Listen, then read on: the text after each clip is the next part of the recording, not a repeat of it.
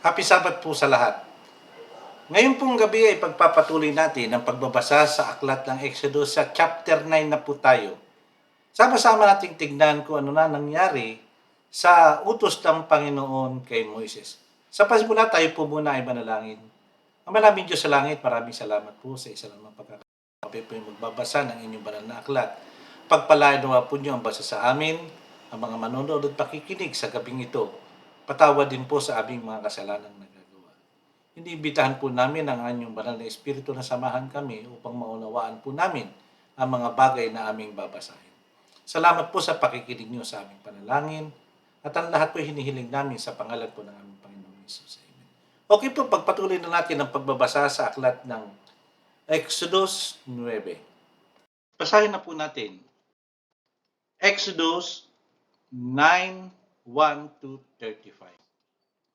Sinabi ng Panginoon kay Moises, puntahan mo ang Faraon at sabihin mo sa kanya, ito ang sinasabi ng Panginoon. Ang Diyos ng mga Hebreo, paalisin mo ang mga mamamayan ko para makasamba sila sa akin. Kung hindi mo sila paalisin, padadalhan ko ng nakamamatay na sakit ang mga hayop mo na nasa bukid. Kabayo, asno, kamelyo, baka, tupa at kambing. Hindi magiging pareho ang trato ko sa mga hayop ng mga Israelita at sa mga hayop ng Ehipsyo. At walang mamamatay sa mga hayop ng mga Israelita.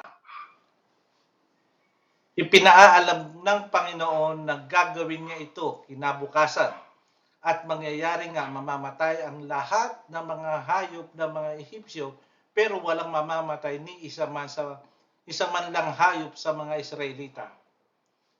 Nagpadala ang paraon ng mga tao at nalaman niya na walang namatay kahit isa sa mga hayop ng mga Israelita pero matigas pa rin ang puso niya at hindi pinaalis ang mga Israelita.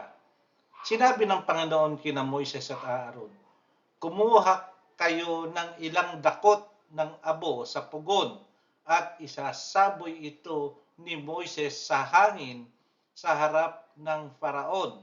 Kakalat ang mga abo sa buong Ehipto at dahil dito tatabunan ng mga bukol ang katawan ng mga tao at mga hayop.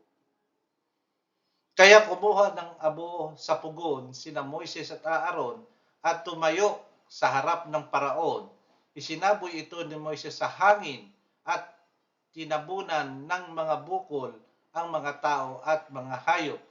Kahit na ang mga salamangkero ay hindi nakaharap kay Moises dahil tinabunan din sila ng mga bukol katulad ng lahat ng Ehipsyo. Pero pinatigas ng Panginoon ang puso ng Paraon at hindi siya nakinig kina Moises at Aaron gaya ng sinabi ng Panginoon kay Moises. Pagkatapos sinabi ng Panginoon kay Moises, bumangon ka ng maaga bukas at puntahan mo ang Paraon at sabihin sa kanya, ito ang sinasabi ng Panginoon. Ang Diyos ng mga Hebreo, paalisin mo ang mga mamamayan ko para makasamba sila sa akin. Dahil kung hindi, magpapadala rin ako ng matinding salot na magpaparusa sa iyo at sa mga opisyal at mga mamamayan mo para malaman mo na wala akong katulad sa buong mundo kahit noon pa kaya nakitang patayin pati ang mga mamamayan mo sa pamamagitan ng karamdaman at wala na sana kayo ngayon.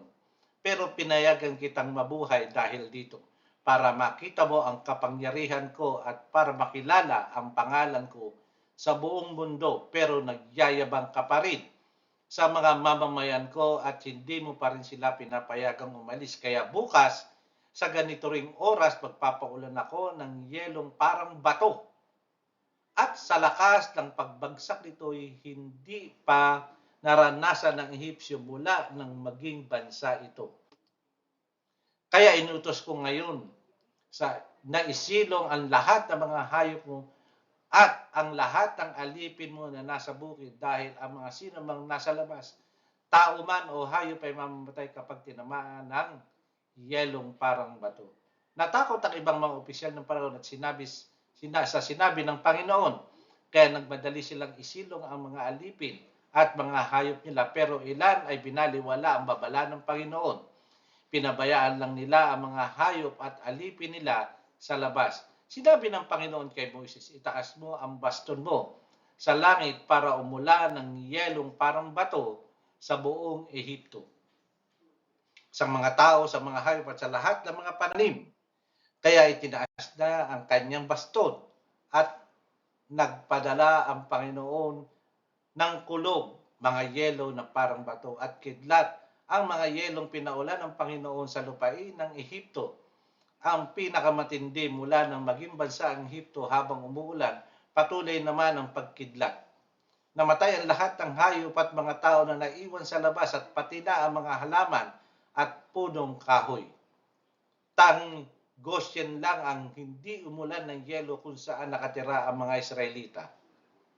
Pinatawag ng Paraon sina Moises at Aaron, sinabi niya sa kanila, sa pagkakataong to, inaamin ko na nagkasala ako, tama ang Panginoon, at ang mga mamayan ko ang mali.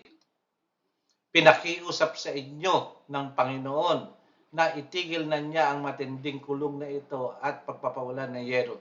Paalisin ko na kayo. Hindi na kayo dapat pang manatili rito.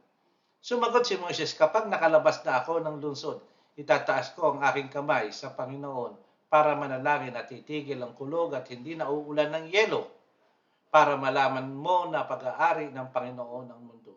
Pero alam kong ikaw at ang mga opisyal mo ay hindi pa rin natatakot sa Panginoon Diyos. Nasira ang mga pananim na flax at cebada dahil aanihin na noon ang cebada at namumulaklak na ang flax. Pero hindi nasira ang mga trigo dahil hindi pa aanihin ito. Umalis si Moises sa harap ng Paraon at lumabas sa lungsod at tinaas niya ang kanyang kamay sa Panginoon para manalangin at huminto ang kulog at pag-ulan ng yelong parang bato at ang ulan.